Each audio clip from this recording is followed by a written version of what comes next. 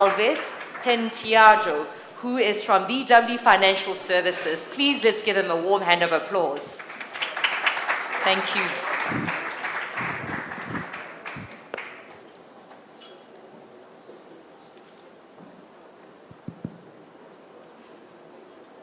Bom, nós vamos conduzir esse painel em português.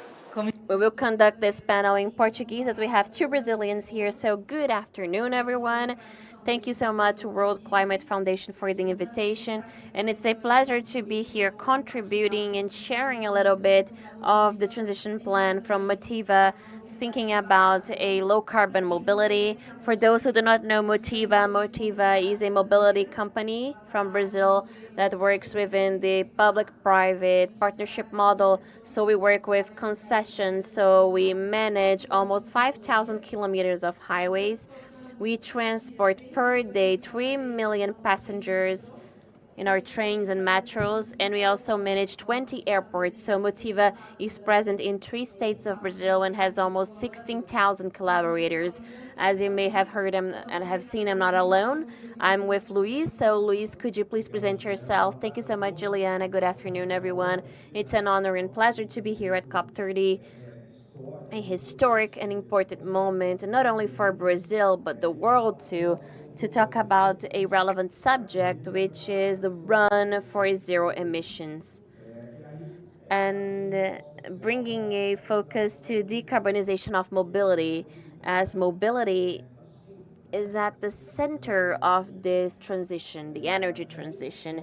And well, my name is Luís Fabiano. I am the Director of Sustainability of Volkswagen Financial Services, part of the Volkswagen Group here in Brazil. We are a platform, a complete platform, the greatest mobility platform that we have here in Brazil. We are a bank, which is the Volkswagen Bank that finances, performs the leasing of cars and trucks. And we also have our consortium products and signature cars and the management of the fleet. But we'll talk about that. But in the end, our role is to be a bridge between new technologies, greener technologies, and consumers and companies. So we are the bridge between technology and its effective use. But I have a question for Juliana first. Juliana, as a strategy for sustainability of Motiva, how does it position itself with electrification as a fundamental action to reach carbon neutrality up until 2035? And what concrete measures are being implemented to speed up this transition? Thank you for the question, Luís. So you have mentioned one of our commitments. So within our sustainability strategy, we have a commitment to reach neutrality up until 2035. We also have goals that have been approved to reduce scope 1 and 2 and 3. As I talked about our portfolio, you may imagine that when I talk about scope 1, the fleet is an important theme when we talk about our highway business. So without electrifying our fleet, expanding the use of biofuels, we won't be able to reach our goal before neutralizing, which is to reduce emissions in 59% up until 2033, considering a baseline of 2019. So from last year, actually, 100% of the energy consumed by Motiva, the electric energy, comes from renewable sources. You may also imagine that I said that trains, metro, without electric energy, we won't be able to move trains and so on and so forth. So to have reached this landmark of 100% electric energy made the difference for us to reach this BTI. So it's part of our transition plan, and we had this reached in 2024. But from this year up until 2033 is to intensify the electrification of our fleet. And here I'm talking about the heavy fleet. So we work with not only light cars, but also we have been working in the electrification year per year for each highway. Just out of curiosity, we will talk about how to finance that, Luís. But in 24, this action was not possible. It was part of our transition plan. And right now, thinking about scaling, cost benefits, it was already feasible for us to do this implementation. And within the new concessions from Motiva, 100% of the vehicles are already with this characteristic of coming as electric vehicles. So with that, we can guarantee the service of our BTI goal before thinking about which type of other actions we need to perform and tasks we need to purchase and so on. That's how electrification becomes part of our strategy and is part of our transition plan. And then, Luís, I would like to understand what is the role of Folks Financial Services in making low emission mobility accessible and available. And more than that, how does financial innovation propel the transition for cleaner fleets? Thank you, Juliana. And the team here is connected in the energy transition business. Brazil, we are in the right place. Brazil has an energy matrix that is the most clean in the world, that comes mostly from renewable sources, so it is a potency from the standpoint of producing clean energy. We have a financial system that is robust. We have a country here in the automobile sector, an industry that is one of the most diversified in the world. It's an industry that is competitive, it's an industry that has many competitors that bring an interesting combination of technology, world technology, but with an excellency in engineering and local solutions in Brazil, because technology many times, that approach of one size fits all, does not work. We have local solutions that are extremely interesting, and we also have a market that releasing that is growing, and we have companies that are the benchmark in the world. And Volkswagen Financial Services is inserted within this context, as we have in our group an assembler. We have other Porsche, Audi. The Volkswagen is the one that is here in the Brazilian ones that brings the technology, that invests money in solutions, local solutions. So, for example, electric cars, not exactly electric, because the solution for Brazil, at least, it can be the hybrid car.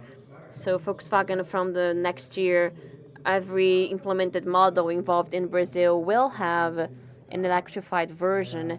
And this combination, we have here the bank Volkswagen Financial Services offers credit. So how does this connect? So if we have the development of technology, if we have credits, we have a bank, the Volkswagen Bank, giving credit, we have a leasing company bringing mobility solutions for signature cars.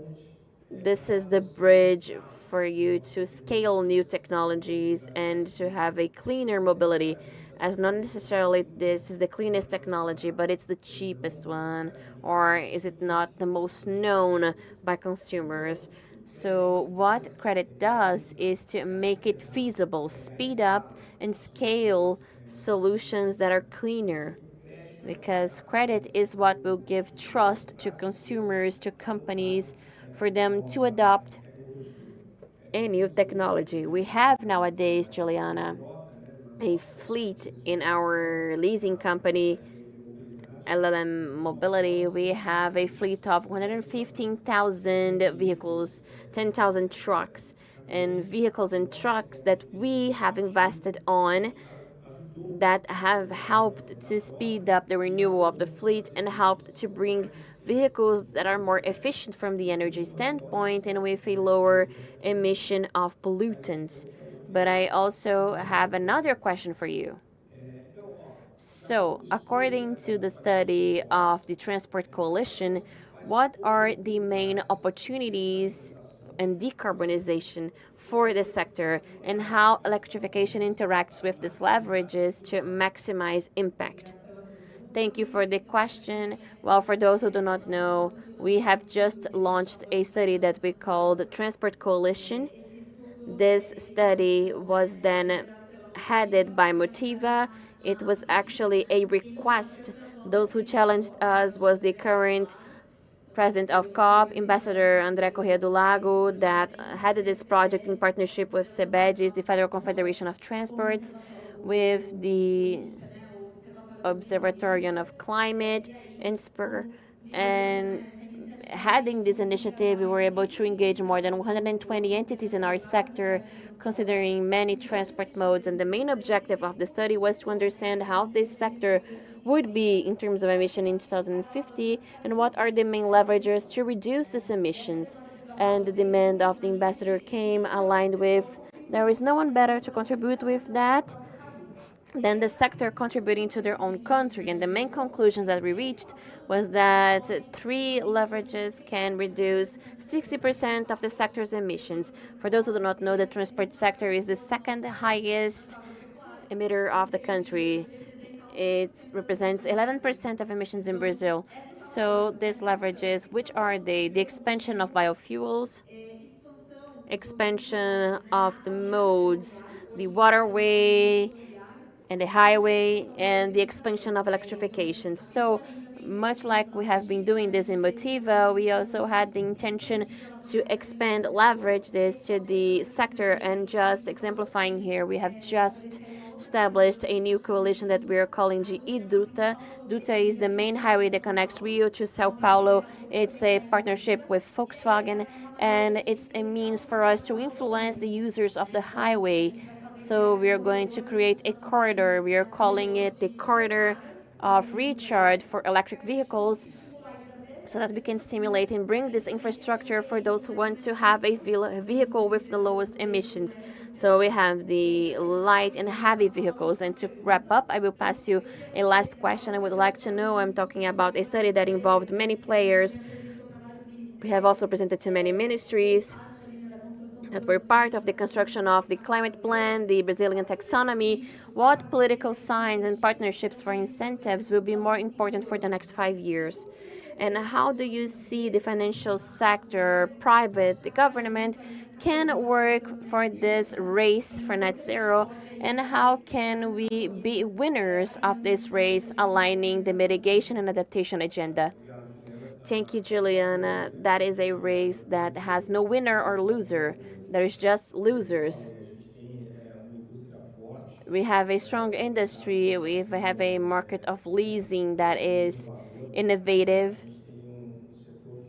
We have a financial sector that is extremely robust. And all of that depends on having a partnership with the government. I speak the government in the latter sense, with the state. So, first of all, it's necessary to have a legislation that is stable, that gives a predictability, that will allow for the industry, the financial sector to think about long term investments. And this goes through a tax system that is fair, reasonable, carbon market regulation, green bond regulation. So the private initiative needs predictability, and this will unlock investments at a long term. And then this combination that we have of industry, financial market, and consumer market and the leasing market bring a combination for the country that added to this clean energy matrix of the country brings to Brazil a chance to have a mobility ecosystem that can be unique, an ecosystem that has a lot of potential for growth. The technology, the new technologies related to mobility by themselves do not scale. So without credit to finance, technology stays as if it was a pilot. So from credit, financial institutions, we are able to scale that. So it is a combination that is already happening. We have nowadays an enormous growth of leased vehicle fleets, which show that entrepreneurs are trusting in the product to be able to invest in the technology of their core business and then be able to use the mobility technology that companies that have that as a core business could back it up. So we are already in this run. Brazil, with all its difficulties, is going well, and we just need to face this as not a future challenge, but an opportunity in the present. Thank you so much for the opportunity to be here, to have this place here, to talk to you guys. Thank you so much. Thank you. We have our time is really tight here, so thank you so much, and we are wrapping up with our Fireside. Thank you so much. Thank you, guys.